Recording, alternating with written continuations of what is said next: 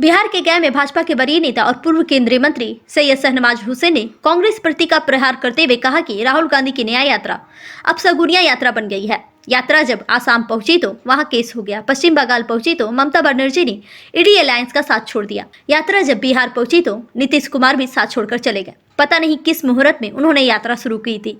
उन्होंने कहा कि नीतीश कुमार और ममता बनर्जी के साथ छोड़ देने के बाद इंडी गठबंधन पूरी तरह खत्म हो गया है। अब अगले चुनाव में कांग्रेस न्यूनतम सीट प्राप्त करने का अपने ही रिकॉर्ड तोड़ेगी। अलबत्ता उत्तराखंड में यूसीसी बिल लाए जाने के सवाल पर वह टाल गए। उन्होंने कहा कि सत्ता समीकरण के बदलाव के बाद नीतीश कुमार की सरकार अपना बचा हुआ कार्यकाल मजबूती से करेगी। लालटेन युग समाप्त हुआ, अब डबल इंजन की सरकार बन गई है। वरीय नेता लाल कृष्ण आडवाणी को भारत रत्न दिए जाने की घोषणा पर उन्होंने खुशी जाहिर करते हुए कहा कि शुक्रिया मोदी। एक सवाल के जवाब में उन्होंने कहा कि जहां भ्रष्टाचार होगा वहां ईडी सीबीआई भी जाएगी।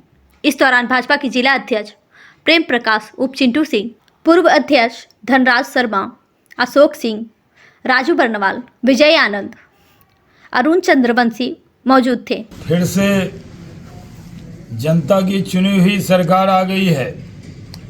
2020 में बिहार की जनता ने नीतीश कुमार जी के नेतृत्व में बीजेपी जेडीयू की एनडीए की सरकार बनाई थी, लेकिन पिछले दरवाजे से लालटेन वाले आ गए थे और लालटेन वालों ने 17 महीने की घुसपैठ कर ली थी।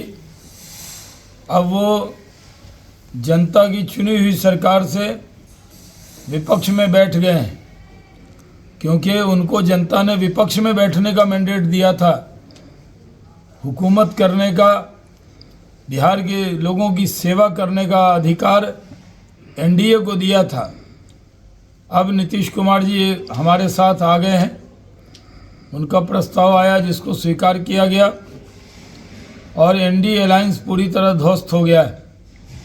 अब इस अलायंस में जो नींव थे वो नीतीश कुमार जी थे। अब जब नींव निकल गई तो वो पूरी तरह एनडीए अलायंस नाम का जो एक वस्तु बना था पार्टी करने वाला, वो ध्वस्त हो गया है। अब बिहार में तरक्की तेजी से होगी। हम लोग एकदम इकट्ठे हुए हैं, एकजुट हुए हैं। पुराने सारे गिले शिकवे भुलाकर नई शुरुआत हमने की है और इसके लिए हम लोग खूब मेहनत करेंगे। बिहार को तरक्की के रास्ते पे ले जाएंगे। बिहार तरक्की करेगा, गया भी तरक्की करेगा। गया में भी जो इंडस्ट्रियल एरिया के लिए 1700 एकड़ ज़मीन ली गई थी, उसमें भी काम बहुत रुक सा गया था। अब तेज़ी से गया का कैसे विकास हो, कैसे यहाँ धार्मिक पहचान है उसके जो साथ साथ औद्योगिक पहचान भी गया की हो, इसके लिए काम शुरू हुआ था। वो थोड़ा स्लो हो गया था क्योंकि आरजेडी का भाप वाला इंजन आ गया था। अब वंदे भारत एक्सप्रेस की तरह वाला जो इंजन है वो इसमें जुड़ गया है। डबल इंजन की सरकार हो गई है और ये डबल इंजन सबको साथ लेकर चलेगा। हम किसी को छोड़कर नहीं चलेंगे। ये बातें